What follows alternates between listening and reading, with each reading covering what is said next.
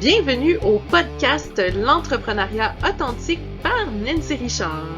Ici, chaque semaine, je partage un ingrédient secret qui m'a permis de bâtir des entreprises où les valeurs brillent autant que les résultats.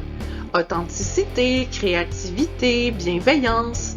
Ce podcast est votre dose hebdomadaire d'inspiration pour aligner passion et profession. Ensemble, découvrons les clés pour entreprendre avec cœur, audace et un brin de rock'n'roll. Prêt à libérer votre potentiel entrepreneurial? Branchez-vous, ça commence maintenant. Bonjour à vous, ici Nancy, j'espère que vous allez bien. Vous le savez, hein? Là, je commence une entrevue de façon très différente aujourd'hui. Mon podcast en temps régulier s'appelle L'entrepreneuriat authentique. Parce que vous le savez, je suis là pour vous raconter des petites histoires rigolotes que j'ai vécues, des expériences que j'ai apprises à la dure, mais des fois, c'est parler de nos émotions. Puis il y a 1 heure à peine, j'étais en train d'hésiter si j'allais enregistrer cette entrevue-là aujourd'hui parce que ma fille a été témoin d'un suicide en direct à l'école. Puis je me suis dit, ouais, mais est-ce que je suis dans le bon état d'esprit pour faire l'entrevue? Puis je me suis dit, c'est encore mieux. Si mon podcast s'appelle Entrepreneuriat authentique, c'est pour vous parler de cœur à cœur. Puis vous, peut-être que vous êtes en train de nous écouter. Vous travaillez peut-être dans le domaine, vous aussi, de l'accompagnement de fin de vie, du deuil, du funéraire. Puis vous êtes confronté personnellement, des fois, à des expériences un peu plus difficiles. Mais quand on est dans le feu de l'action avec notre casquette professionnelle, ça change le tout. Fait que j'avais envie de me déposer avant même de commencer pour que vous puissiez comprendre un peu dans quel état d'esprit j'étais. Donc, si vous voyez une petite larme perler à mon œil, mais c'est tout à fait normal. Mais je sais que je vais avoir du plaisir, puis vous aussi, vous allez avoir du plaisir parce que la personne qui a accepté mon invitation pour l'entrevue est une personne extraordinaire. Je vais vous montrer tout de suite sa vignette et je vous fais la lecture officielle de l'invitation. Alors, il s'agit de Madame Justine Pelletier, qui est directrice principale aux opérations des complexes funéraires Yves Légaré. Elle œuvre au cœur de l'organisation des funérailles. Elle va veiller que chaque famille puisse traverser cette étape avec le plus de sérénité et d'efficacité possible. Son travail va toucher les préarrangements funéraires, la coordination aussi des services funéraires, les services complémentaires, les sépultures, bref, un univers de rigueur, d'organisation et d'humanité qu'on doit vraiment mixer ensemble, qu'on doit faire cohabiter de façon très harmonieuse. Derrière la structure opérationnelle, mais il se trouve une femme qui est engagée, consciente de chaque détail lorsqu'il s'agit d'honorer un être cher. Elle va incarner cette dimension essentielle du milieu funéraire, celle qui va allier le professionnalisme, le sens du devoir et le respect profond des familles. C'est une perspective qui est vraiment précieuse. Alors, sans plus tarder, je vous présente Justine. Bonjour Justine! Bonjour! Mon Comment Dieu, vas-tu? merci de me décrire comme une personne extraordinaire. Ça me touche énormément. Mais pour Eh ben, moi, c'est les familles qui le sont, là. oh!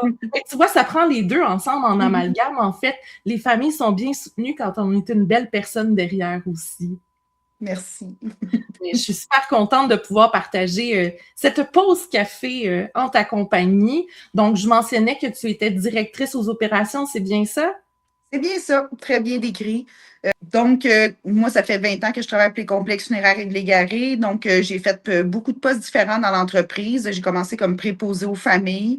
Ensuite, été préposée à la crémation. J'ai fait un petit peu de laboratoire. J'ai été conseillère aux familles. J'ai même fait du centre d'appel.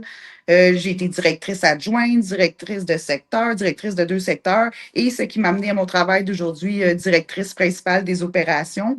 Puis, chaque poste m'a fait apprendre des nouvelles tâches qui m'ont permis d'améliorer mon service auprès des familles, de changer aussi ma façon de voir les funérailles parce que c'est de plus en plus dans la personnalisation versus la religion de plus en plus. Donc, on est dans la célébration de la vie de la personne de plus en plus.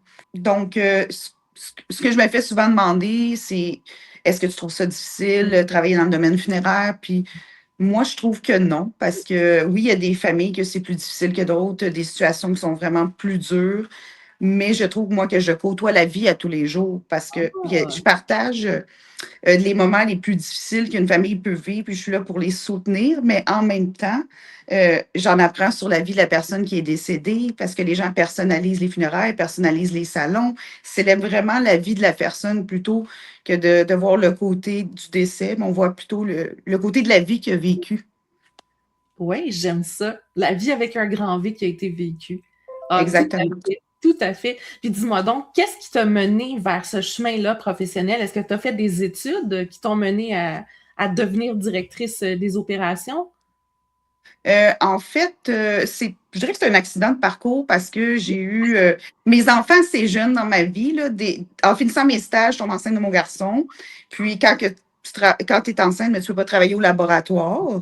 Donc là, j'ai été plus conseillère aux familles. Donc, je recevais les familles pour des décès. Et je pense que je me suis démarquée par mon service. Déjà très jeune, j'ai été reconnue mon service à la clientèle. Puis j'ai fait des formations, je dirais, sur le côté d'appoint au niveau de gestion. Mais je pourrais dire que je suis l'imposteur peut-être dans tout ça.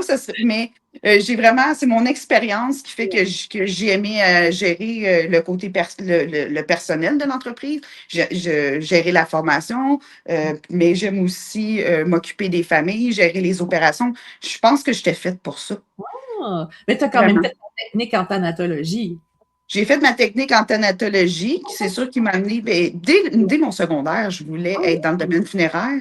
J'ai fait l'école internationale, puis mon projet de secondaire 5, c'était la rédaction d'un roman.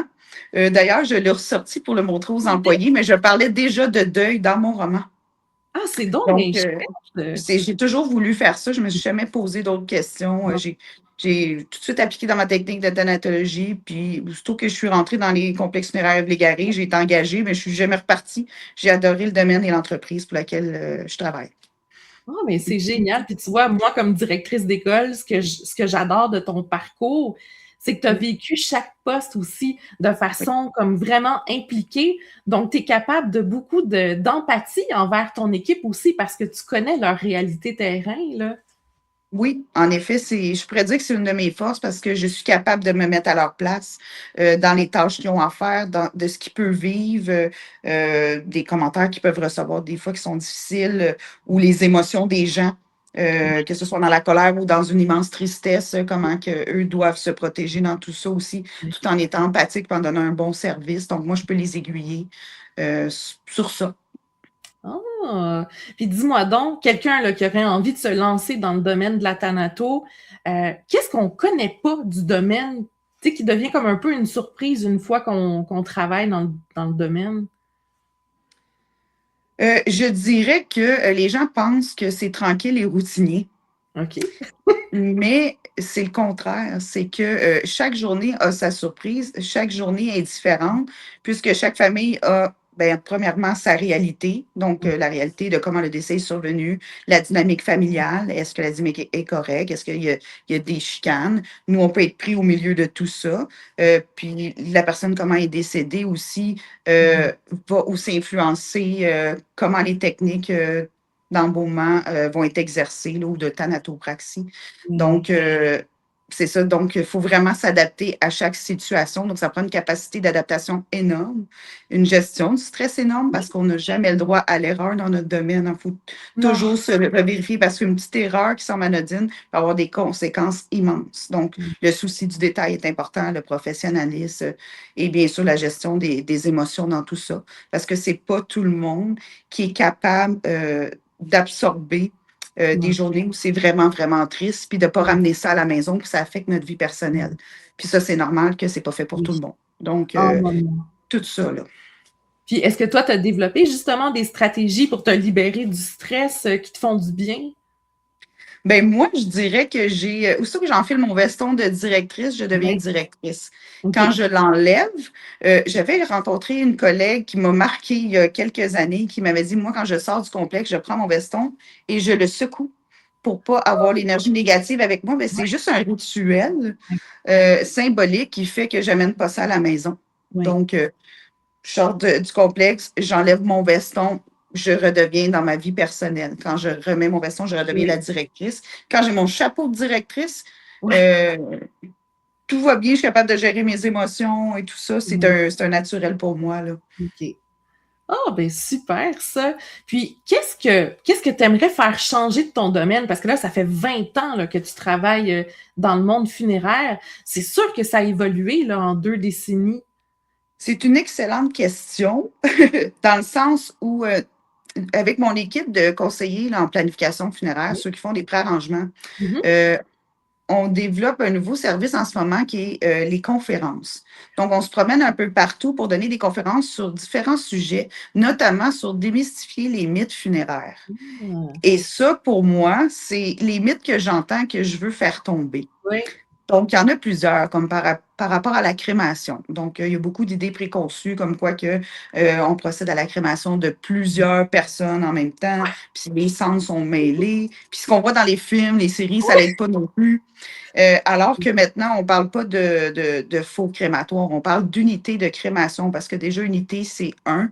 oui, Puis, on permet aux gens d'assister à la crémation. Donc, on montre des photos de nos unités de crémation pour oui. montrer qu'il y a juste une personne à la fois qui peut Mm. vraiment,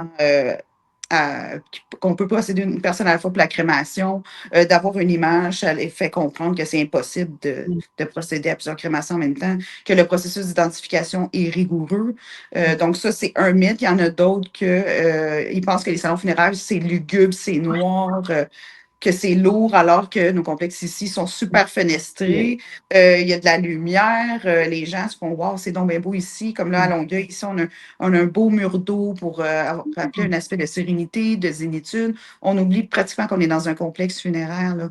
Donc, c'est ça qu'on veut, que les gens pensent qu'on est un lieu de célébration de la vie, qu'on ne Oui. représente pas uniquement la mort. On a déjà fait des mariages ici. Pour vrai, wow! Pourquoi pas? Moi, c'est ça que je voudrais, c'est que les gens pensent à nous pour n'importe quel rituel, Oui. un baptême. On Mhm. a des belles chapelles. Donc, c'est pas obligé d'être religieux aussi. Donc, moi, j'appelle aussi des fois ma salle des cérémonies parce que ça peut être très bien laïque, ça peut être des hommages. Donc, on n'est pas juste un symbole de la mort. Hey, j'aime ça. Hey, ça, j'en apprends. Ouais. Je savais pas qu'il y avait déjà eu des mariages. C'est vraiment chouette. Oui. Mm. Puis, je sais pas si t'es comme moi. Moi, je suis un peu ricaneuse dans la vie. Est-ce Oui, moi que ça t'est aussi. déjà, oui, ça t'est-tu déjà arrivé, justement, de vivre, tu sais, comme un espèce de fou rire que t'as pas été capable de contrôler, là, dans des situations un peu intimidantes ou quelque chose comme ça? Mon Dieu, je ris tous les jours avec les employés ici. Puis je tiens à préciser qu'on ne rit pas des familles. Non, Tu sais, non, on non, non, rit non. entre nous. Mais une fois loufoque qui est arrivée, c'est une famille qui avait insisté pour faire les funérailles la journée de l'Halloween. Puis ça, je vais toujours m'en rappeler. On trouvait ça assez spécial. Pourtant, le défunt n'était pas né à l'Halloween. Il n'y avait pas de mariage à l'Halloween. Pourquoi l'Halloween? C'est une fête hyper importante. La famille sont tous arrivés déguisés. Oh! Donc, on avait de la misère à garder notre sérieux quand on présente une sorcière au célébrant. Ensuite, il y a un ange qui arrive. Ensuite, un zombie. Ouais. Ça paraissait vraiment surréaliste. Mais c'est vraiment spécial, puis c'était vraiment symbolique pour la famille. C'est vraiment chouette. Thierry, mais moi, j'ai autant pratiqué comme doula de naissance que doula de fin de vie. Puis j'ai déjà été dans un hôpital la journée d'un accouchement où le personnel au complet était déguisé la journée de l'Halloween. Fait que la personne a donné naissance justement avec une sorcière. Ben, c'est bon, ça. Ça se voit Oui, aussi à la naissance. Mais ça, c'est un oui. exemple parmi tant d'autres. On a beaucoup d'anecdotes de familles qui viennent nous voir, des anecdotes de dispersion de sang. Ah oui? Parce que les gens, ils ne pensent pas au vent. Ouais. Donc, ils reviennent. Puis, on en avait partout, avoir su, on ne l'aurait pas fait. Mais c'est sûr que des sens, il y a du vent, c'est sûr que ça peut Oui. revenir sur nous, des anecdotes de dispersion comme ça aussi. Ouais. Une dame qui a déjà demandé à ce qu'on enterre son chat qui est décédé, avec sa mère qui a gardé dans le congélateur depuis longtemps. Oh! Des fois, on Oh! a le droit à des péripéties, mais nous, Ben on ne peut oui. pas enterrer Mais des non. animaux avec leur maître. Malheureusement, ça ne fonctionne pas comme ça, là. Ils ont leur propre endroit de repos. Mais On ne peut pas mélanger des restes humains avec des animaux. non, mais Ça se non, peut tout pas. à fait. Puis imagine là, que tu te retrouves toi-même il y a 20 ans. Mhm. Tu étais vraiment une personne différente. Est-ce que tu pensais que tu allais vraiment cheminer dans les différents postes? mes débuts ont été difficiles parce que j'étais quelqu'un de très timide. Je me souviens que j'avais été rencontrée par mon supérieur. Il me disait, là, Justine, t'es timide, il faut vraiment que tu sortes de ta coquille. Puis je suis arrivée aussi, il y avait beaucoup de conseillers qui étaient là depuis longtemps. J'étais jeune, une fille. Il fallait que je fasse ma place. Puis le plus dur, ça a été de gagner la confiance des familles. Quand ils arrivent pour faire les arrangements de leur proche qui est décédé, puis ils voient une jeune fille de 20 ans, la confiance, je partais moins 20. Donc, j'ai dû prendre confiance en moi puis être vraiment solide. Oui. Puis là, je suis vraiment fière du parcours que j'ai fait en 20 ans parce que la petite fille timide, ben, elle a réussi à évoluer, là. Oui, fait que dans le fond, tu pourrais te dire à ton toi-même d'il y a 20 ans, continue, passe par-dessus ta timidité, Oui. ton message est plus grand que ta peur. Puis je me reconnais des fois dans certains nouvelles employés ou Oh, nouveaux employés qui sont ici. Puis je dis, je me reconnais moi aussi. J'étais timide à ton âge, mais lâche pas, je sais que tu peux y arriver, là. L'expérience, là, quand on est jeune, on ne veut pas entendre ça, on pense que c'est pas vrai. Mais c'est vrai. oui, oui. Puis j'ai envie de faire du pouce sur une petite phrase que tu viens de mentionner, justement, ta posture, justement, d'être une femme. Est-ce que ça a changé, ça aussi, en 20 ans, justement? Oui, on a des équipes beaucoup plus féminines qu'avant. Oui, moi, je trouve que ça a changé beaucoup le domaine. Même quand j'ai fait ma technique, on était une majorité de femmes. Oh, Donc, wow! l'image du directeur funéraire ou du Oui, croque-mort masculin, oui. ben non, ça s'en vient de plus en plus féminin, notre domaine. Et ça fait quand même assez longtemps que ça a commencé. Ah, mais tu vois, ça aussi, c'est un autre mythe. C'est pas parce Mhm. qu'on travaille dans le domaine, si on veut, de la mort et du deuil qu'on est obligé d'être vraiment comme glauque aussi. Là. On peut être super lumineux. Là. Oui, moi, je suis quelqu'un qui aime beaucoup rire, qui est très coloré. Je ne suis pas toujours habillée en noir non plus. Non. Puis, je suis entourée d'employés assez dynamiques aussi. Je pense que c'est ça qui fait qu'on a un bon équilibre. Oui. Mm. Oui, je pense que les gens qu'on côtoie, ça a de l'impact aussi sur le rayonnement qu'on dégage. Là. Exactement. Mhm. Puis dans ta valise d'outils que tu utilises auprès des familles, est-ce qu'il y a quelque chose qui est vraiment marquant que tu aimes justement mettre de l'avant? Au risque que de me répéter, moi, c'est vraiment la personnalisation que je veux mettre de l'avant parce que ce soit une personne qui vient pour organiser ses préarrangements, c'est important qu'elle laisse le plus de détails possible, Mhm. puis que ça lui ressemble, autant qu'une personne aussi qui vient pour les arrangements d'une personne décédée. On doit en savoir le plus possible sur le défunt. Moi, quand un conseiller aux familles vient me voir, euh, je m'attends à ce qu'il soit au courant de qui était le défunt, s'il y a des enfants, c'était quoi son travail, c'était quoi ses Oui. passions, c'est quoi qu'il aimait. Puis nos salons sont remplis de tables de personnalisation pour que les gens apportent des objets de la maison. Donc, si, par exemple, on prend une personne qui était un passionné de golf, ben, on peut apporter ses bâtons de golf Oui. ici au salon. Puis, s'il était passionné de pêche, c'est canne à pêche. J'ai déjà vu des collections de bibelots. Ce qui fait que Wow. quand on entre dans le salon, on ne connaissait peut-être même pas la personne parce que des fois, on peut venir pour la maman d'un collègue de travail. On vient présenter nos condoléances par respect, mais on ne connaissait pas nécessairement sa mère. On va le savoir tout de suite d'un coup d'œil que, oh, elle adorait collectionner les bibelots. Ah, elle a gagné des trophées de bowling. Tout ça, Oui. ça fait vraiment un effet wow, plus les photos qui créent, de souvenirs de famille, personnaliser aussi la cérémonie avec des témoignages. La cérémonie est importante parce qu'on a Oui. beaucoup aussi dans nos mythes que c'est toujours le même texte pour chaque personne. Non, non, non, c'est vraiment personnalisé à chacun selon sa vie. Puis c'est important que ça représente la famille et la personne qui est décédée aussi. Ah, mais c'est bon, justement. Est-ce que tu as encore l'opportunité, toi, de mettre ta plume à profit, justement, pour écrire des cérémonies? Non, moi, j'écris pas de Non. cérémonie. Donc, on a des célébrants laïcs qui travaillent pour nous. En fait, on peut répondre à tous les besoins des familles selon leurs demandes. Que ce soit autant religieux, laïque, hommage famille, une langue en particulier aussi. Oh! Oh, mais c'est bon ça, justement, pour pouvoir permettre de communiquer. Parce que quand on est dans un domaine justement émotionnel, le fait de pouvoir proposer un service dans une langue, ça permet justement de passer le message de façon plus pointue, là. Oui, puis c'est une façon de personnaliser aussi, puis de se Oui. sentir qu'on correspond vraiment aux besoins de la famille. Si la langue maternelle, c'est l'italien, ils vont beaucoup plus se reconnaître Oui. la famille avec un prêtre qui va avoir, ou un célébrant qui va Mm. avoir l'italien, au moins quelques mots, ou qui parle italien complètement. Donc, Ouais. ça l'ajoute à la pertinence de la cérémonie. Mhm. Et oui, tout à fait. Puis est-ce que ça arrive justement que pendant les cérémonies, en fait de personnalisation, qu'il y ait de la musique qui soit mise à profit? Oui. Donc, on a beaucoup de piano et de chant. Ça, c'est ce qui est OK. vraiment le plus demandé, mais ça peut être de la guitare. Ça peut même être, on a une harpiste aussi qui vient souvent. Ça, c'est très joli. Et oui. Et on, de la cornemuse. Oui! Ouais. Donc, oui, on peut avoir toutes sortes d'accompagnements musicaux, comme aussi, ça peut être de la guitare. C'est selon ce que la famille aime, oui, vraiment. La cornemuse, est-ce que c'était pour des anciens militaires ou juste parce que la personne aimait ça ou La personne aimait ça parce que non, pas nécessairement des militaires. C'est plus populaire chez les familles anglophones, OK. la cornemuse, mais on a déjà fait pour toutes sortes de services. Souvent, ils vont aimer ça pour accompagner pour la mise en terre aussi. Pour Oui, suivre dans le cimetière, ça a un aspect solennel. Donc, c'est souvent Amazing Grace qui est joué. oui, Vraiment, c'est très joli à la cornemuse. oui. Ouais. Ah oui, tout à fait. Moi, tu vois, je l'ai déjà entendu dans des cérémonies militaires, là. Mais oui, c'est ça. Et Ça a un oui, aspect vraiment protocolaire. et oui, tout à fait. Si quelqu'un arrivait devant toi, justement, toi, tu me mentionnais que tu avais trouvé justement ta voie dès le secondaire, que tu avais déjà Mhm. senti que c'était ta place de travailler dans ce domaine-là. Si quelqu'un du secondaire venait devant toi pour dire, Justine, j'ai vraiment envie de devenir thanatologue, est-ce que tu as un conseil ultime à me donner? Un conseil seulement? Ah, non. OK, ton top 3, ton top 3. Mon top 3.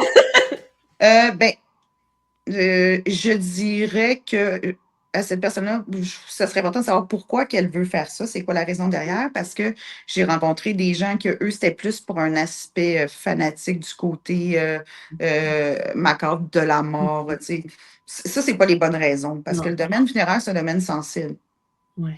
Donc, moi, je dirais, c'est de s'assurer de faire ça pour les bonnes raisons, parce que si c'est plus un aspect médical, mais je dirais plus que la personne devrait se diriger peut-être du côté de pour résoudre des crimes, soit coroner ou Ouais. pathologiste, faire une spécialité.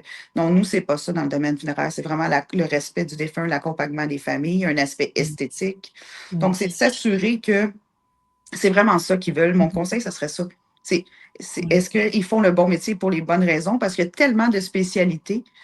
Puis, c'est une carrière à long terme, là. Puis quand on Oui. aime ça, puis qu'on est passionné, puis qu'on a la piqûre du domaine funéraire, ben, on ne veut pas sortir de ce domaine-là, là. C'est une passion, là. Ça peut paraître étrange, mais Mais non, tout à fait. Ah, pour moi, c'est tout à fait normal, là. Je le vois moi aussi comme une passion, là. Et puis, tu disais qu'il y avait plusieurs spécialisations. Est-ce que tu peux nous en donner quelques exemples? donc, ben, c'est sûr que quand on fait un cours en thanatologie, c'est pour faire ça aussi, c'est pour faire des embaumements. Donc, Oui, pour être thanatologue au laboratoire, mais oui. un thanatologue aussi peut être concentré au niveau des services funéraires comme conseiller aux familles ou dans la direction de funérailles aussi, Mhm. donc pour diriger un cortège. Il peut être aussi préposé à la crémation pour être du côté crémation. Donc, puis ça peut être un mélange de tout ça aussi. OK. Comme tu mentionnais que chaque journée était différente, ça peut être à même la charge de travail aussi, que ça peut être différent au Ouais. quotidien. Oui, oui, la charge de travail est différente au quotidien. Il y a des journées qui sont plus tranquilles que d'autres, mais c'est jamais complètement tranquille dans notre domaine, là. Tu sais, Mais les non. gens pensent que c'est facile, mais c'est pas facile. Il y a beaucoup de pression. Il faut être capable d'apprendre la pression, Oui. là. Tu sais, Parce que comme ouais, c'est ça par rapport à la pression, excuse-moi, mais au bas Mhm. mot, ça peut être un roulement de combien de familles par semaine? Ben, nous, on a plusieurs complexes, donc Oui, c'est sûr qu'il y en a 10 à 15 par complexe par semaine à peu près. oui. Grosso modo, ça peut varier. Donc, il faut, tu sais, dans un poste comme dans les opérations comme ça, c'est de s'assurer que tout est parfait, que nos mécanismes sont là de vérification, là. Parce que organiser des funérailles, c'est comme organiser un mariage, mais en quelques jours, hein. Oui. On retrouve les mêmes aspects, les fleurs, Mm. les signets qu'on pourrait comparer aux invitations de mariage. Oui. Ça prend des fleurs aussi pour accompagner l'urne ou le cercueil. Après ça, la famille va souvent prendre un traiteur, donc l'aspect buffet, goûter. Oui. Ça peut être aussi cocktail. Donc, il y a des gens qui préfèrent l'aspect Oui. cocktail, service au plateau. Il y a l'aspect cérémonie, comme on disait tantôt, avec le célébrant, la musique, la famille, ce qu'ils vont parler. Donc, nous, on doit organiser tout ça en très peu de temps. Puis, c'est beaucoup de pression sur la famille aussi, parce que Mhm. plus qu'ils prennent une date rapprochée, plus eux doivent faire des choix rapidement. Fait que souvent, la pression ne vient pas de nous, mais vient du fait qu'il y a beaucoup de décisions à prendre Oui. en peu de temps. Puis, tous les aspects légaux, il ne faut pas qu'il y ait d'erreur, parce que si on se trompe dans les papiers, mais ça peut occasionner des délais après. Donc, il faut Oui. vraiment se vérifier, se revérifier, Oui. revalider. Donc, on a différents postes dans l'entreprise qui permet de s'assurer que rendu en bout de ligne, bien, tout est parfait pour la famille. Puis, le fait que tout soit parfait du point de vue organisation, mais ça leur permet de vivre la journée avec leur famille puis se concentrer sur les émotions qu'ils ont à vivre, là. Oui. Mais oui, justement, la pression des délais, arriver justement dans les bons temps. J'avais jamais pensé faire le parallèle avec un mariage, mais c'est vrai. Tu sais, est-ce qu'il y en a de plus en plus, justement, qui commencent à préparer le tout en amont au lieu de le faire vraiment de façon plus raccourcie, si on veut? Oui, il y a de plus en plus de gens qui préparent à l'avance. On a même des cas aussi qui comptent très peu à l'avance, donc les gens qui vont recevoir l'aide médicale à mourir. Donc, souvent, c'est la personne qui va décéder qui va nous appeler pour faire ses propres arrangements. Puis elle sait, par exemple, qu'elle va recevoir l'aide médicale à mourir dans 5 jours. Des fois, ils vont même nous demander de réserver leur salon à l'avance. Ouais. Donc, encore là, cet aspect-là reste un petit peu éthiquement difficile parce que, tu sais, la personne a le droit de changer d'idée jusqu'à la dernière minute, là. Donc, c'est ça. Donc, c'est sous toute réserve, on traite ça au cas par cas selon les demandes. Mais c'est ça, oui. Donc, puis il y en a qui vont planifier ça à l'avance, puis c'est pour le décès n'est pas imminent, là. C'est juste Ouais. pour se garantir les prix à l'abri de l'inflation, là. Oui, C'est oui. ça. Mais oui. Puis j'ai envie de faire un peu un petit retour en arrière avec la présentation que j'ai fait au début, en disant des Mhm. fois qu'on a des situations plus personnelles quand on travaille dans le domaine qui nous amènent à vivre justement une posture qui peut être un peu, comment je pourrais dire, émotionnel dans le moment puis tout ça. Est-ce qu'il y a des sujets, toi, justement, que ça soit la clientèle ou une situation qui a engendré un décès qui peut encore venir chercher des émotions chez toi ou Euh, ce qui vient me chercher, c'est sûr, c'est quand ça touche des enfants. oui, Donc, moi, j'ai déjà eu à faire à m'occuper d'un décès d'un bébé, puis il avait le même nom que ma fille. J'avais trouvé ça difficile. oui, Euh, mais moi, j'ai perdu ma mère jeune. J'avais 4 ans. ok, Je ne l'ai presque pas connue. Puis des fois, je ne sais pas pourquoi, euh, le fait de voir des enfants de 4, 5 ans, l'âge que j'avais quand ma mère est décédée, qui perdent leur maman, ben, on dirait que je les vois. Puis je vois le parcours qu'ils vont avoir à faire. Parce que grandir sans une mère, c'est pas avoir de journée mère-fille. Tu sais, c'est de voir tes amis avoir du temps avec leur maman, puis toi, tu n'as pas la tienne. Puis je sais ce qu'ils m'ont traversé. Fait que des fois, ça vient me chercher oui. le parallèle avec ma vie, tu sais. Ah oui, tout à fait. Puis hors d'onde, entre guillemets, on parlait aussi que chez Yves Légaré, justement, il y avait beaucoup de suivi par rapport au deuil périnatal aussi, justement Mhm. des morts-naissances. Est-ce que Oui. tu veux nous parler un peu des particularités de ce service-là? En fait, c'est que nous, on veut. Déjà, c'est le pire moment de la vie d'un parent, là, de perdre un enfant, soit en grossesse, soit à l'accouchement. Donc, on prend tout en charge. Aussi gratuitement parce qu'on ne veut pas que la famille ait un fardeau financier. Donc, il n'y a pas de frais pour aller chercher le bébé, procéder à la crémation du bébé. Puis, en plus, on offre un soin à la salle, notre mur des anges. Il y Oui, a la possibilité de mettre les cendres dans une niche avec un ok, bel ange puis une petite plaquette pour oui, identifier le bébé. Puis, à Laval, on a un terrain aussi avec l'hôpital Lakeshore où tous les enfants sont inhumés. On fait une célébration au mois de mai pour les ok, bébés de l'année. Donc, et oui, des fois aussi, les parents, quand ils se retrouvent avec d'autres parents, ça peut aider en l'effet de groupe de voir que quelqu'un vit la même chose que toi. oui. Oui. Oui, c'est pour ça justement que les cercles de parole, ça peut être très intéressant comme ressource justement parce qu'on vit la même situation en même temps, là. Mhm. Ouais. Puis dis-moi donc, dans tout ton parcours, là, est-ce que tu as été influencé par un auteur ou quelque chose qui t'a vraiment comme fait faire un déclic? Euh, Par un auteur, ben moi, j'ai toujours aimé les romans avec un petit peu de policier dedans, d'enquête et tout ça. J'aurais peut-être voulu au départ être coroner, comme je disais tantôt, mais finalement, cet aspect-là m'a moins attirée. J'ai vraiment aimé quand on rencontre l'orienteur et tout ça, Oui. puis on a discuté de cet aspect-là, puis après ça, ça a été amené le sujet du domaine funéraire quand il m'a expliqué c'est quoi. Ce que j'ai mis, c'est la mission derrière, c'est la mission d'accompagnement. Parce que moi, je n'aurais pas été capable de faire juste du laboratoire. Moi, j'ai besoin de contact humain. Puis je trouvais que c'était un métier qui permettait de faire les deux. L'aspect plus biologique, si on Oui. veut, puis l'aspect psychologique, l'aspect humain, ça comblait les deux. Donc, c'est vraiment ensuite une discussion avec l'orienteur sur les possibilités face à mes goûts qui a mené à ça. Fait que c'est pas vraiment un auteur en particulier.